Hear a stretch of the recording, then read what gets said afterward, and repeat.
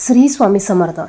यंदा 2024मध्ये हरतालिकेची पूजा आणि गणेश चतुर्थी म्हणजेच गणपतीची स्थापना दोन्हीही एकाच दिवशी आलेले आहे. बघा, बऱ्याच जणांना प्रश्न पडला असेल की हरतालिकेचा उपवास कधी धरायचा, कधी सोडायचा. कारण आपण गणपती स्थापनेच्या आदल्या दिवशी हरतालिकेचा उपवास पकडत असतो आणि दुसऱ्या दिवशी तो गणेश चतुर्थीच्या दिवशी आपण सोडत असतो.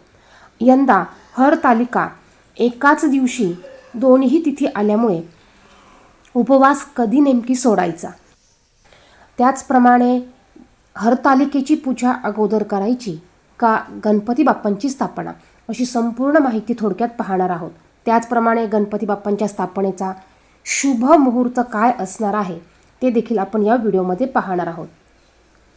2024मध्ये हरतालिका 14 सप्टेंबर 2024 रोजी आलेली आहे आणि गणेश चतुर्थी म्हणजेच ज्या दिवशी आपण गणपती बाप्पांची स्थापना करणार आहोत ती तारीख 14 सप्टेंबर 2026 असणार आहे.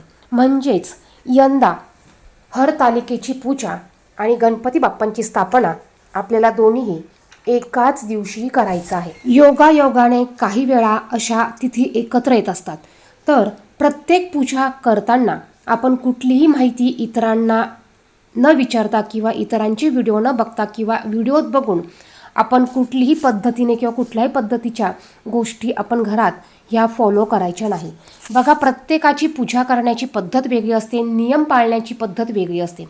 प्रत्येक घरानुसार, प्रत्येक घराच्या परंपरेनुसार प्रत्येक घरात प्रत्येक पूजा ही वेगळ्या वेगळ्या पद्धतीने केली जाते. पूजेची पद्धत प्रत्येक ठिकाणी सारखी असते, परंतु प्रत्येक ठिकाणी यातील काही गोष्टी ज्या आहेत ह्या थोड्या वेगळ्या असू शकतात.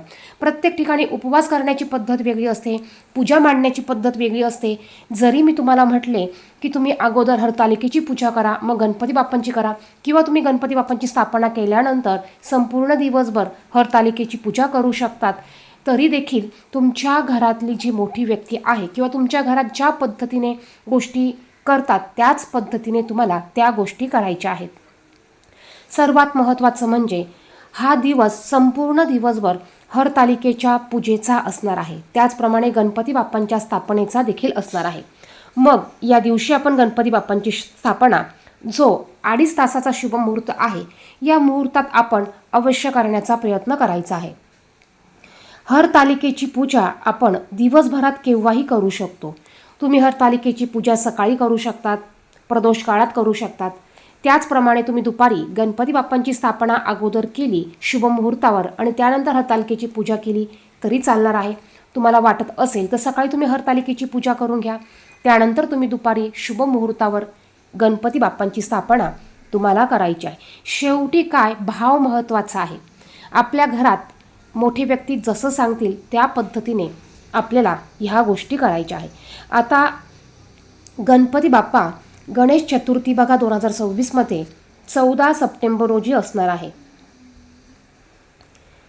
14 सप्टेंबर रोजी सकाळी गणेश चतुर्थी 7:06 सुरू होईल आणि ही चतुर्थी तिथी 15 सप्टेंबर रोजी सकाळी 7:44 असणार आहे.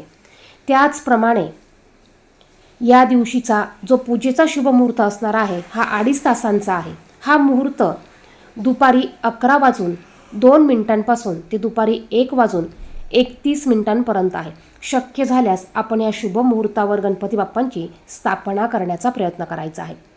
यानंतर बघा, संपूर्ण दिवसभर गणपती स्थापनेचाच दिवस असल्यामुळे तुम्हाला या वेळेत पूजा करणं शक्य झालं नाही, तर तुम्ही दिवसभरातील कोणत्याही शुभ वेळेत तुम्ही गणपती बाप्पांची पूजाही करू शकता, स्थापनाही करू शकतात. त्याचप्रमाणे या दिवशी 3 शुभयोग तयार होत आहे. या दिवशी रवियोग, ब्रह्मयोग आणि इंद्रयोग तयार होत आहे. ब्रह्मयोग सकाळपासून दुपारी 12:47 असेल.